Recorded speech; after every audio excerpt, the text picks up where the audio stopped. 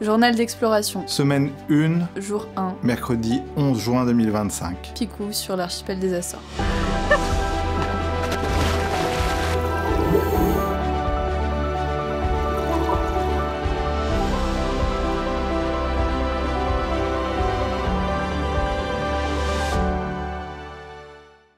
Aujourd'hui, c'est un peu rude. Je suis là depuis quelques jours. Et les cachalots sont vraiment au rendez-vous, mais ils ne se laissent pas approcher. Donc c'est compliqué. Ils sont fuyants et pourtant très présents. Donc au bout de 4 jours, sans rien avoir eu dans l'eau, ça m'inquiète un petit peu. Et j'espère que l'arrivée de l'équipe hier va nous aider ou va me porter chance un petit peu. Donc ce matin, je me suis réveillée, j'étais même très fatiguée, à vrai dire, du voyage de la veille. Mais j'étais trop excitée, j'étais vraiment trop contente parce que je savais qu'on allait partir à l'eau, faire ma première plongée de réhabilitation, de réadaptation, et après aller voir les animaux normalement. Si on arrivait à en trouver. Malheureusement, la journée s'est pas tout à fait déroulée comme prévu. On avait une météo qui était pas du tout avec nous, trop de houle, trop de vent. Et les locaux nous ont dit que ce serait pas ok pour sortir aujourd'hui, en fait que ça valait absolument pas le coup parce que on verrait rien ou enfin ça allait être des conditions vraiment très désagréables pour tourner, pour plonger. On a commencé la journée par une réunion pour refaire un petit peu le point des postes de chacun pendant la mission et puis pour voir ce qu'on allait faire aujourd'hui à terre. On attend surtout une ouverture météo parce que là... Ouais, là il y a mauvais temps, mais pas avec nous. Ah, voilà. On a pris l'option de faire un tour de l'île et de rencontrer un ancien harponneur, ceux qui chassaient la baleine auparavant. Et ce monsieur de 76 ans m'a raconté comment il transformait son histoire de chasseur en sujet quand même beaucoup plus engagé aujourd'hui parce qu'il est là pour spotter les baleines, à la fois pour les chercheurs mais aussi pour l'écotourisme. Et en même temps, il fait une surveillance pour vérifier qu'il n'y ait pas de soucis, qu'il n'y ait pas de personnes qui viennent se rapprocher trop près de ces animaux, les perturber dans leurs déplacements, les perturber dans leur vie de manière générale. J'avais pas l'idée que derrière c'était des anciens vraiment de l'île qui connaissaient hyper bien l'île et qui avaient eu ce passif potentiellement de pêcheurs de baleines et qui s'étaient réorientés vers la préservation. Donc c'était hyper intéressant qu'ils puissent nous parler de tout ça et on a appris plein de choses. Voilà, donc là on est prêt en fait, on attend juste les ouvertures pour pouvoir aller en mer et pouvoir travailler et ramener ces quelques images. Voilà, mais je suis content, je suis assez content que Malou soit là, ça me rassure, j'étais tout seul jusqu'à présent. Et c'était un peu rude quoi.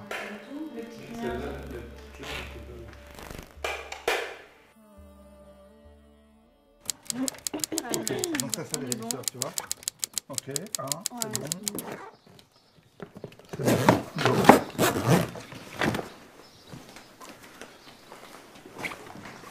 Tu tournes toi?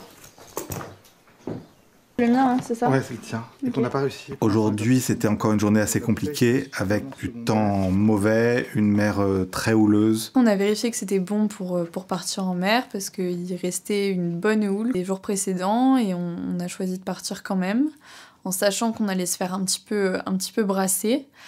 Donc j'étais contente parce qu'on sortait enfin, parce qu'on allait potentiellement voir des animaux, et parce que dans tous les cas, on allait voir comment ça se passe réellement en mer.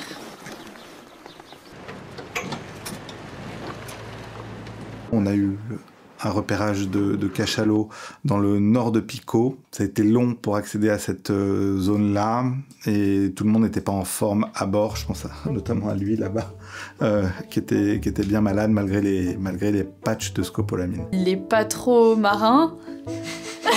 Il est pas du tout marin. Et il pensait que ça allait aller. Il nous avait dit ouais, ça va aller. En plus j'ai mis un patch, ça va passer et tout. Beaucoup trop confiant. Et en fait il a passé la journée assis à l'arrière du bateau à vomir. Et après on lui a mis des lunettes. Je savais même pas que ça existait. On lui a mis des espèces de lunettes qui permettent d'avoir un stabilisateur. Ce sont des lunettes un peu spéciales avec des trucs dedans. Ça fait assez bizarre où Géo trouve tout. Voire même Richard Gottener. C'est Hugo qui a endossé le rôle de Richard Gottener aujourd'hui avec ses lunettes. C'était très amusant, mais ça a marché. Malou, elle en a un sans...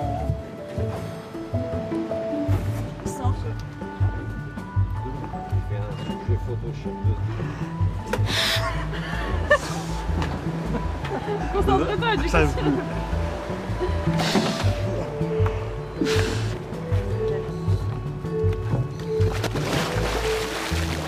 Je suis rassuré aussi des plongées de Malou parce que ça faisait un petit moment qu'on n'avait pas été sous l'eau ensemble. Et je trouve qu'elle a vraiment retrouvé immédiatement ses repères. Alors avec des petits problèmes de lestage, on n'était pas assez lesté, mais à chaque fois ça change parce que l'eau est plus ou moins salée, parce qu'on change de combinaison, parce qu'on met un sous-vêtement sous la combinaison. Donc là on va rééquilibrer sur la prochaine. Mais en plus c'était vraiment une très belle plongée. Mais si on a le temps... Ça fait un peu mer du Nord, tu vois ce que je disais tout à l'heure quand on est ici là, et c'est génial. Incroyable. On a eu la chance de voir une raie qu'on a pu observer d'assez près, donc c'était très très cool. Et j'ai fait des petites photos. Je me suis pas hyper concentrée sur les photos, mais j'en ai fait quelques-unes. Et donc là j'ai hâte de les découvrir. Je vais aller voir ce qui ressort un petit peu. Non, c'était même pas... Je sais même plus quel jour c'était. Il faut que tu ailles dans toutes les photos. Mais il y en avait... Ah non, c'était celle-là que j'avais bien aimé en effet.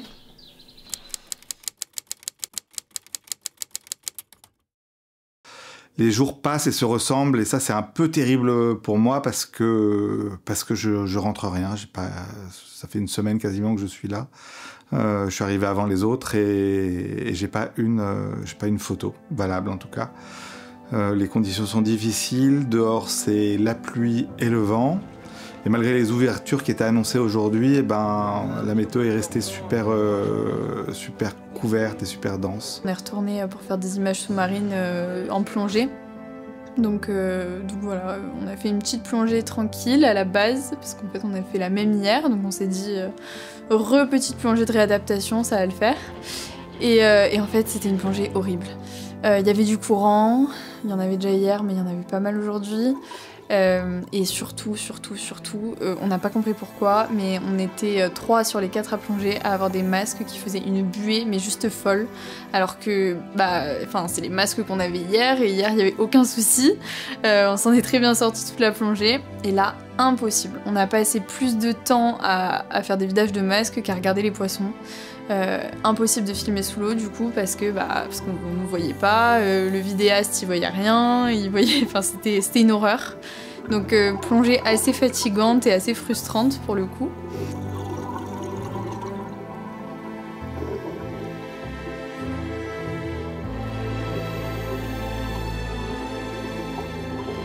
C'est une bonne pression et ça m'amène vraiment à penser à ce risque qu'on prend quand on fait ce job et qu'on veut transmettre cette connaissance ou ces grandes histoires. Les gens n'imaginent pas en fait notre travail. J'entends toujours c'est extraordinaire, tu passes du temps dans des endroits pas possibles, etc. Ils n'imaginent absolument pas la complexité qu'il y a à ramener quelques secondes ou quelques minutes de vidéo, de ramener une seule bonne photographie.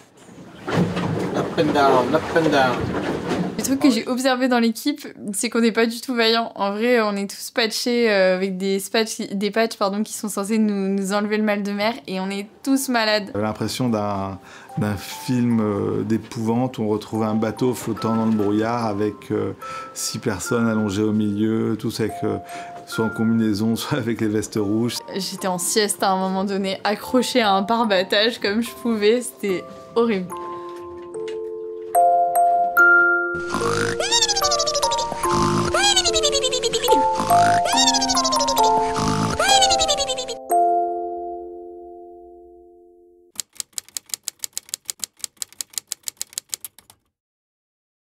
Aujourd'hui, c'était les cachalots. Ça a enfin commencé à marcher et c'est rassurant. On a eu des éclaircies. Elles étaient annoncées et on les a eues. On a commencé par voir des dauphins ce matin, des dauphins tachetés. Je connais plus leur nom exact, mais des dauphins tachetés. Donc c'était génial, ils jouaient dans le bateau.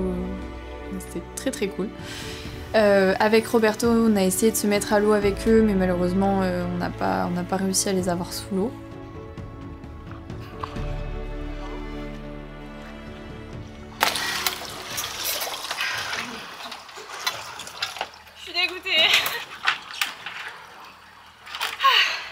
Ensuite, il y a eu énormément de cachalots, mais vraiment énormément de cachalots. C'était juste fou.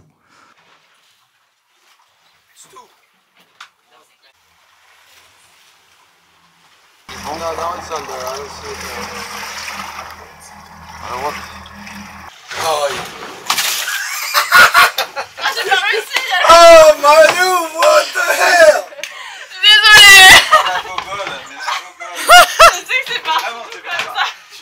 J'espère que t'es plus doué pour plonger et faire des photos.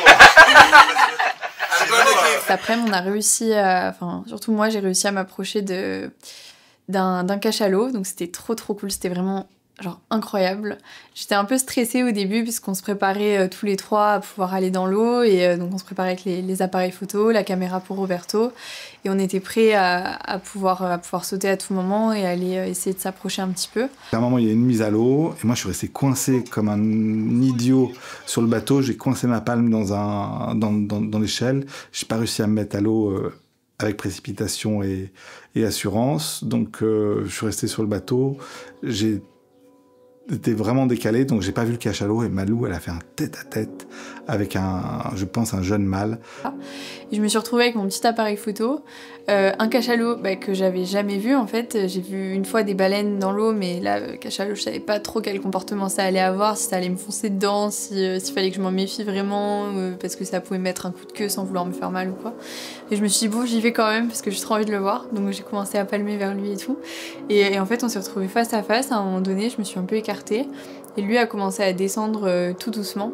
Et j'ai eu le temps de faire une photo. Donc je suis trop contente. Ça a refait toute ma journée, vraiment. Je suis trop heureuse. Alors moi, je la voyais, j'étais trop content pour elle, quoi. D'ailleurs, la photo que j'ai faite d'elle, après, quand elle sort de l'eau, juste sa tête, c'était la tête d'un gamin qui découvrait pour la première fois le Père Noël. C'était incroyable.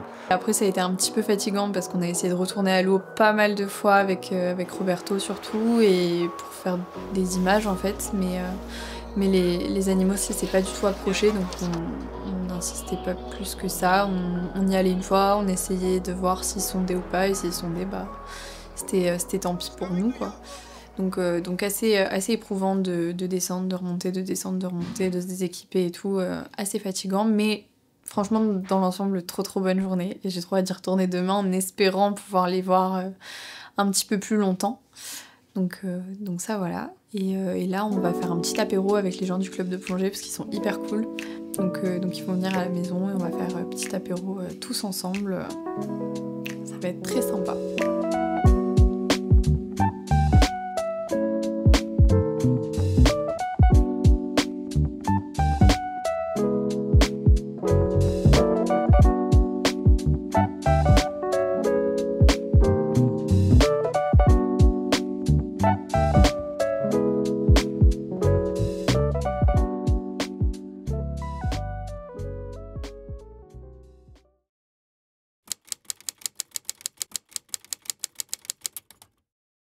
Aujourd'hui, on est parti dans le nord, entre Pico et Saint-Georges. Il y avait une mer qui était lisse, c'était véritablement un lac, pas de vent, et on s'est dit, bon, c'est quand même la journée de la chance pour voir des animaux. Et voilà, on a une petite séance sympa avec des dauphins. On a eu une rencontre avec une physalie, qui est une galère portugaise. C'est un type de méduse qui est une méduse extrêmement dangereuse. Et en fait, c'est une méduse qui est extrêmement dangereuse, qui peut être mortelle. Et moi, j'étais là en mode, ok, c'est cool, elle est hyper jolie de la surface, mais on n'ira pas dans l'eau avec. Et sauf que Alexis et Roberto étaient absolument pas du même avis que moi. Donc ils m'ont dit, commence à t'équiper, on va y aller, on va prendre des photos. Toi, tu vas nous faire la lumière et nous on filmera et on prendra des photos. Et toi, en fait, tu peux venir proche avec la lumière et je te demande de t'approcher, de reculer un petit peu en fonction de l'intensité lumineuse. Ok ? Voilà. Donc moi, je commençais à être en panique absolue en leur disant, non mais enfin, des fois vous avez des idées un peu farfelues, est-ce que vous êtes sûr qu'on y va vraiment, quoi ? Et ils m'ont dit oui, faut juste pas toucher les filaments et ça ira bien. Et après ils m'ont rajouté, les filaments ils peuvent faire plusieurs mètres de long. J'étais là en mode ok, bon ça va être sympa. Donc là je me suis mise à l'eau avec l'appareil photo terrestre et pas l'appareil photo sous-marin pour la faire en rasant, faire que cet animal, cette voile se détache de l'horizon. Mais le résultat est assez... je suis très content du résultat en fait. Et Malou était là, elle m'a aidé, celle qui a fait le contre-éclairage. Ça a permis de donner de la superbe à cette photographie. On est rentré pas trop tard sur la Terre aujourd'hui parce qu'on voulait absolument aller voir la fête des Saints qui arrive. C'est pas une date fixe, il me semble, c'est un moment choisi par chaque village de l'île. Et en fait, c'est des grandes festivités, tout le monde cuisine ensemble, tout le monde fait du pain. Il y a des quantités de pain absolument astronomiques qui sont censés manger après la fête. fais un documentaire sur le pain. Non mais mine de rien, je trouve ça très très esthétique. Ces trucs là.